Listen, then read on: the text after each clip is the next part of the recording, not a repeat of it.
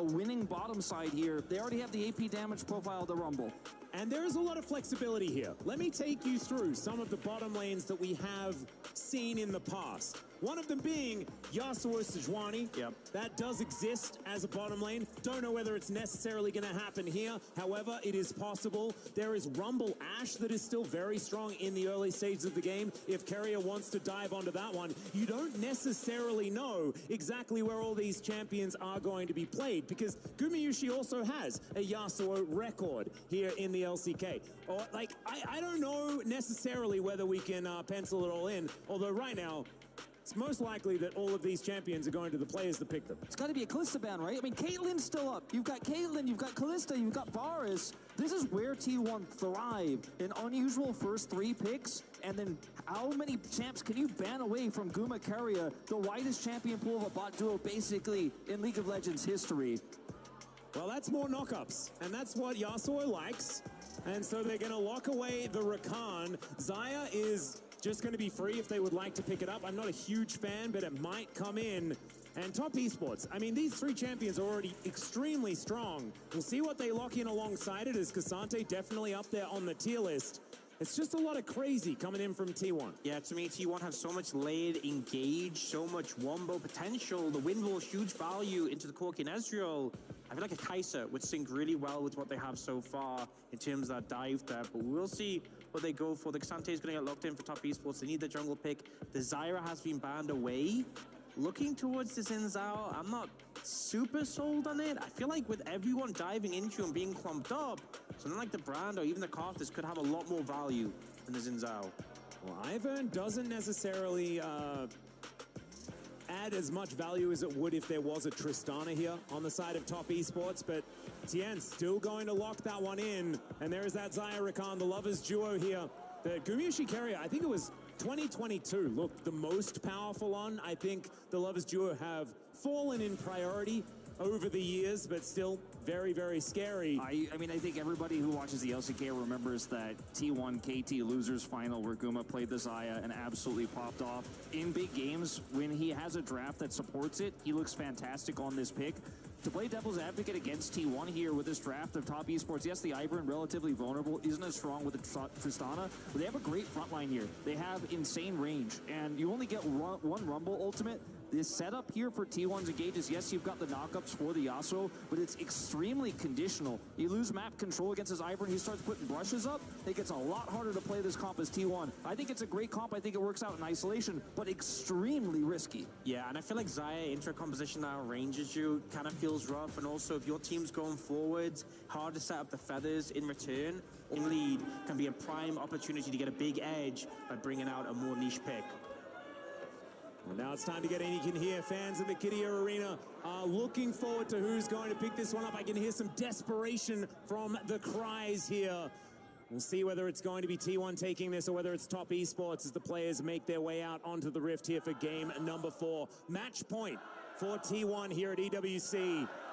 Top esports wanting to bring us to game. Make sure Gumayusi is safe, and Tien is in so much trouble. Faker's going to come over. That's first blood for Gumayusi, and Arcane Shift gets Jackie Love out of trouble. But T1 wins first blood in a big early lead. Ends up being such a blunder there from Tien. Moves in aggressively, but the thing is, you don't have your smites available. You're not going to be able to steal the camps if Ona's doing them, and the synergy between the Rakan and the Sejuani, I think it was about a year ago, they made Rakan count as a melee champion, so he can stack that passive.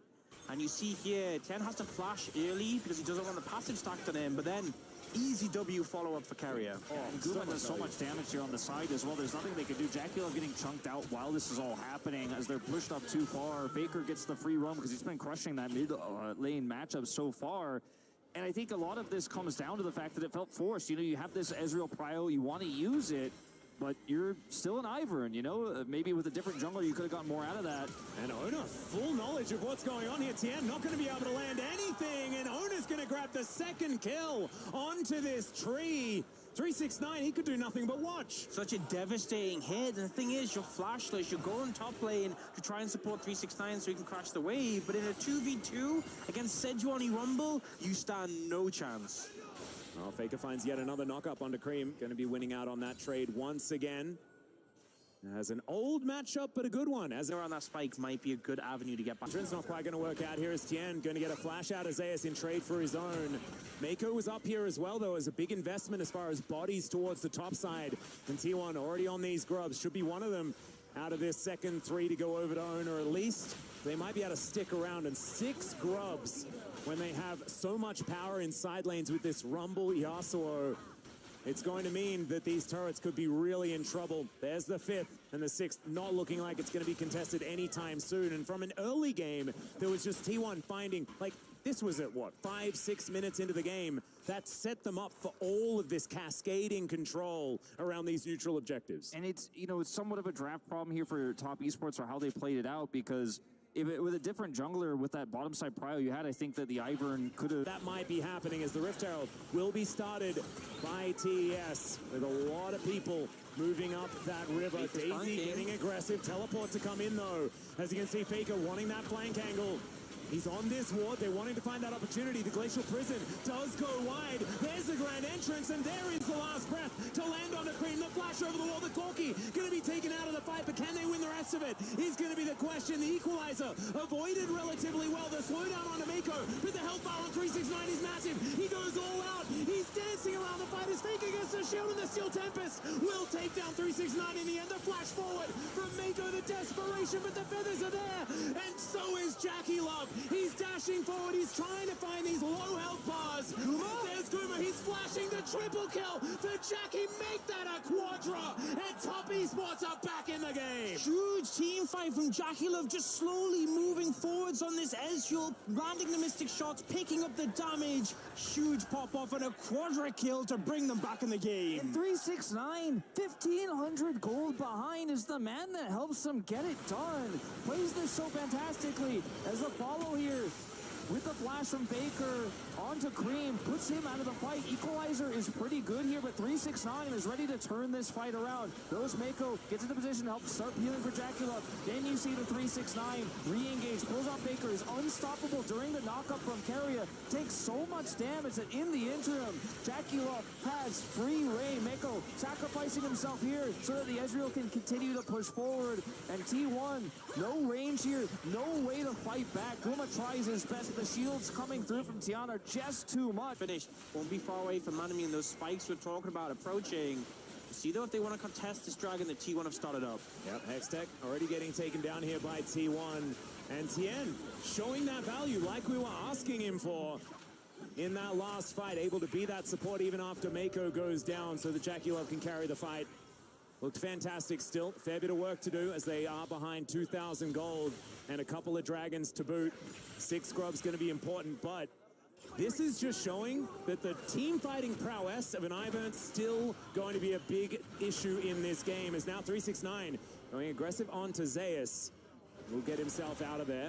And you know, with it being an Infernal Soul, obviously T1 have 2 dragons in the bag, but it would be...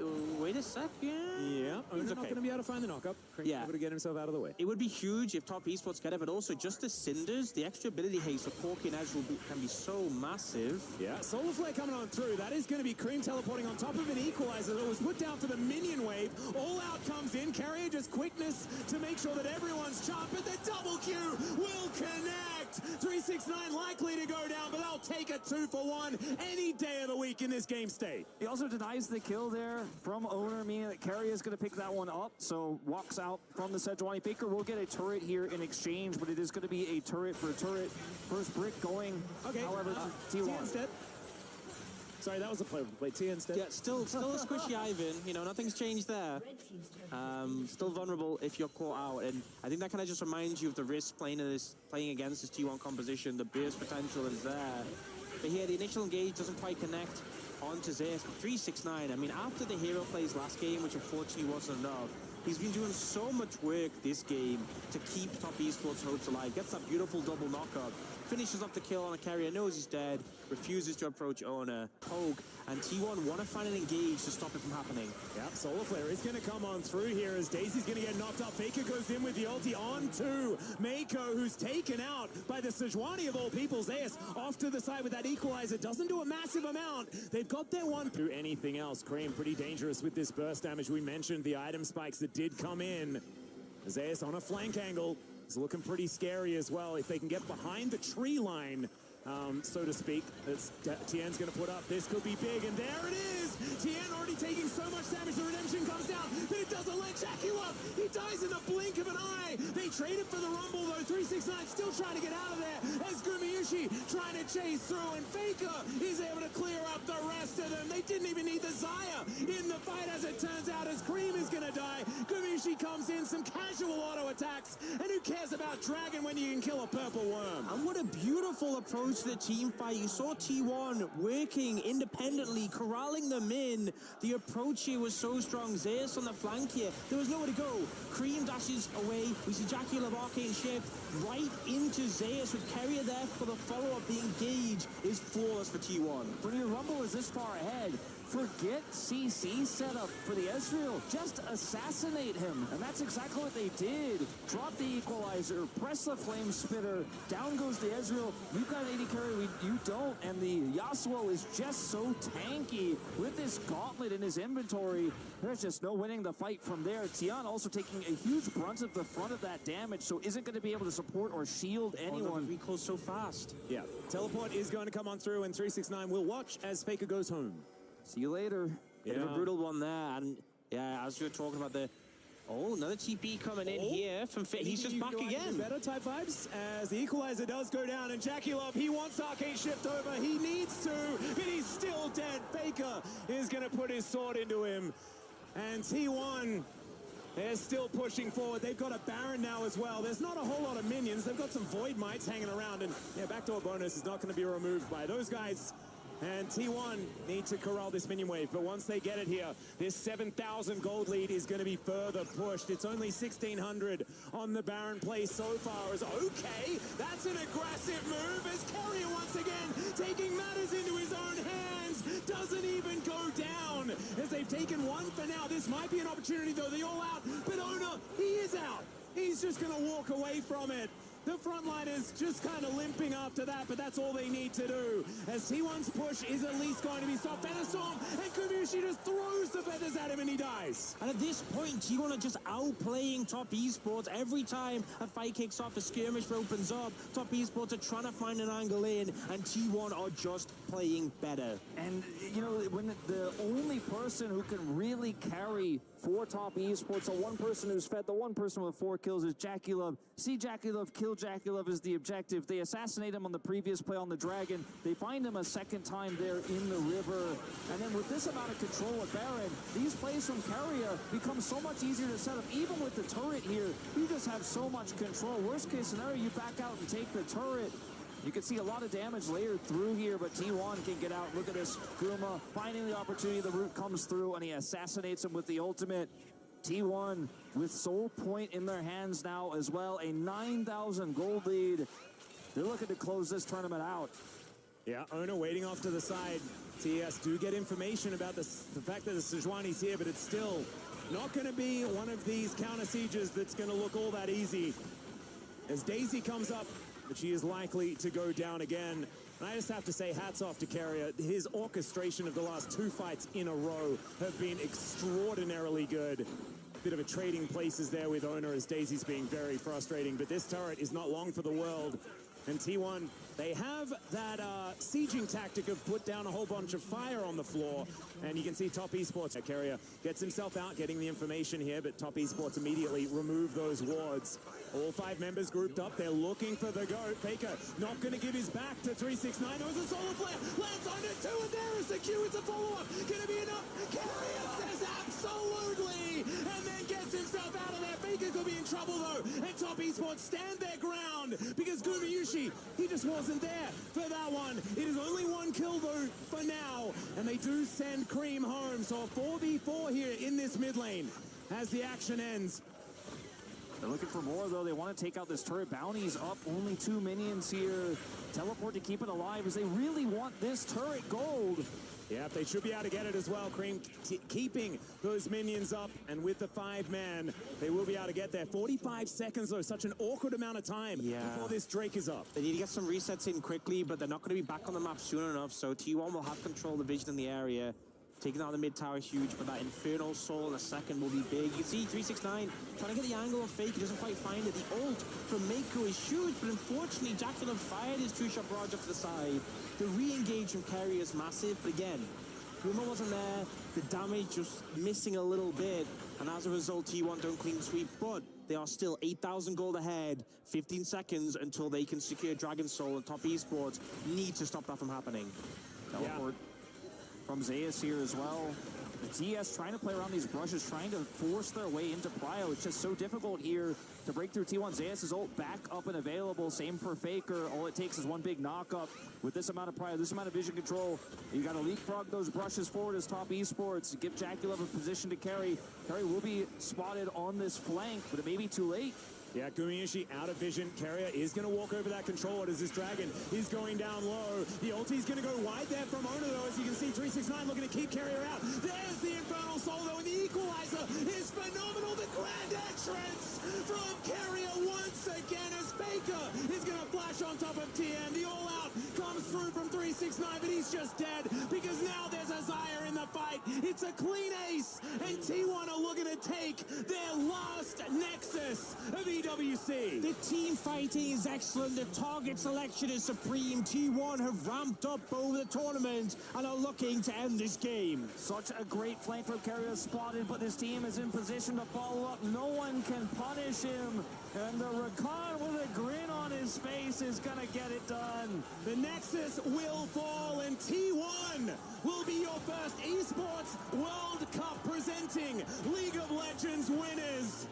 High fives around for the team, and there is the huge grin that Carrier deserves. Absolute dominant performance from Carrier in this international. Karma goes directly to him. He's jumping up and down. He knows he's earned this win for T1. There were a lot of doubters coming into this finals, us included. Everyone was leaning Top Esports. The draft adaptation was fantastic. T1 bringing out the Yasuo in the final game.